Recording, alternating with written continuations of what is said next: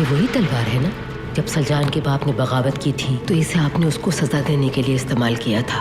ये तलवार मेरे बाबा की निशानी है। बाबा ने ये तलवार देते वक्त मुझसे कहा था, सरदार दो कश्तियों का सवार नहीं हो सकता। कोई अगर तुमसे सरदारी छीनना चाहे तो दिल पे जबर करके इस तलवार से उसकी गर्दन उड़ा देना। और अगर आपकी औलाद सरदारी लेना चाहे तो क्या करेंगे?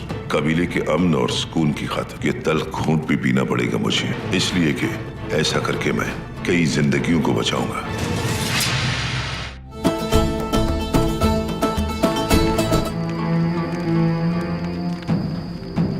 अगर कोई लोगों को पेट भरकर खाना और सर छुपाने के लिए साहिबान देता है तो उससे बढ़कर सरदारी का हकदार कोई नहीं हो सकता।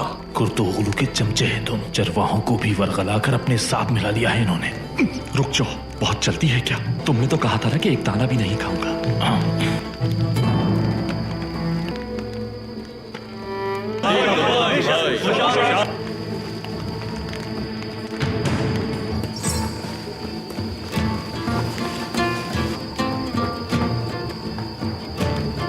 बाबा आइए, अपनी निश्चित पे तशरीफ रखिए। तुम्हारे मेहमान हैं आज हम फर्जंद, हम वहाँ बैठेंगे। भाई अच्छा होता आप हमें यहाँ ना बुलाते। इस दावत का मकसद क्या है कुछ समझ नहीं आ रहा। भाई आप तो ऐसे कह रहे हैं जैसे बात न बढ़ा, बड़े भाई हैं, काबिल इज्जत है, वालिद जैसे हैं। इनमें बाबा जैसी बहुत सी खूबियां हैं। वक्त आएगा तो सरदार भी बनेंगे इंशाल्लाह। आप सब लोगों की यहाँ आमद का बहुत शुक्रिया। तनावुल फरमाइए।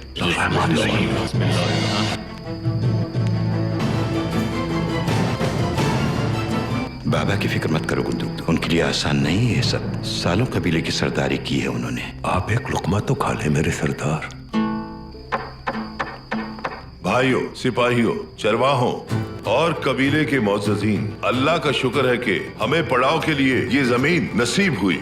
खुदा का एक सख्त और मुश्किल दौर के बाद गुंदुगदू की कोशिशों से हम अपने जानवर अच्छी कीमत पर फरोख्त कर सके। अल्लाह का शुक्र अदा करना चाहिए।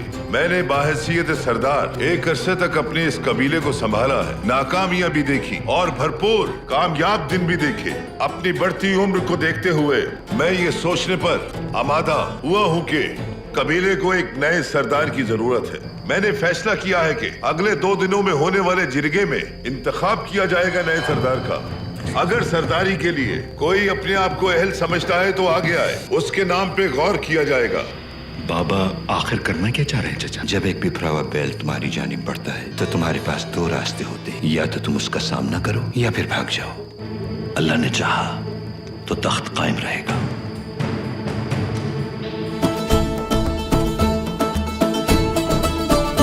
ये सरदार के इंतखाब का क्या मतलब है सुलेमान? देखना चाहता हूँ कि मेरे बगैर ये कोई फैसला कर सकते हैं कि नहीं।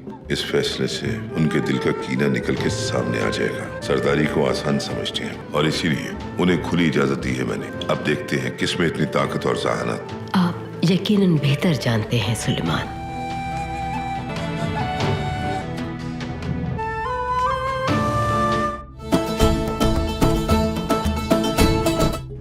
कैसी तबीयत है अब इनकी? खुदा का बहुत शुक्र है। शुक्रिया। आर्थरुल, मुझे यकीन नहीं आ रहा कि आपके साथ हूँ। तुमने अपनी जान खतरे में डालकर मेरी जान बचाई है कुकचे। एहसानमंद रहूंगा तुम्हारा।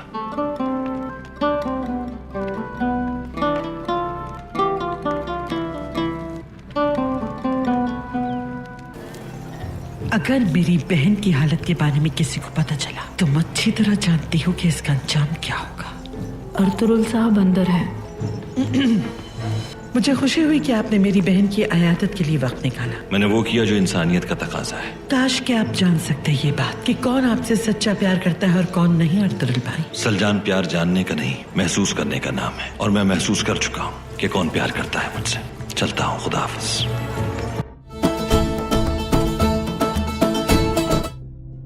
क्या पता नया सरदार इस खैमे में रहना चाहे, हमें शायद इसे छोड़ना पड़े। उस दिन क्या होगा जब यहाँ से हम जाएंगे सुलेमान? सब कुछ ठीक हो जाएगा हाइबा, परेशान मत हो।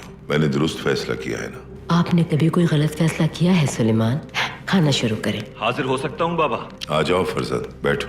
सुबह खैर। जख्म ठीक हुआ तुम्हारा? ठीक हूँ वालिदा। सारे सरदार एक खेमे से दूसरे खेमे के चक्कर काट रहे हैं बाबा। कबीले के लिए सरदार तलवार के जोर पर नहीं बल्कि अपनी जुबान की बुनियाद पर मुंतखब किया जाता। लेकिन मुझे नहीं लगता कि ये वक्त मुनासिब था। एक सरदार का फर्ज है कि फितनों को उभरने से पहले ही दबा दे, इसीलिए मैंने एहतियात पर अब जिरगे में जो भी फैसला किया जाए उसी के मुताबिक सरदार का इंतखाब हो। मुझे अफसोस है कि मैंने ये इकदाम उस वक्त क्यों नहीं उठाया जब सलजान के बाप ने बगावत की थी। इस तरह हमें वो मुश्किल वक्त नहीं देखना पड़ता और कबीले का सुकून बर्बाद ना होता। अपने बाबा की नसीहत को याद रखना, जब वक्त आए और तुम्हें सरदार बनने का मौका मिले। तुम सरदारी के इंतखाब के लिए खड़े होगे क्या अर्तुगरुल? आप क्या कह रही हैं वालिदा? मैंने आपसे हमेशा यही कहा है, कबीला और जिरगा आपका और शिकार मेरा। भूल गई क्या? लेकिन अगर बड़ों का ये फैसला ठीक साबित ना हुआ तो फिर मैं अपने बड़ों और भाई गुंदोगदू का किसी भी सूरत लिहाज नहीं रख पाऊंगा, ये सुन लें।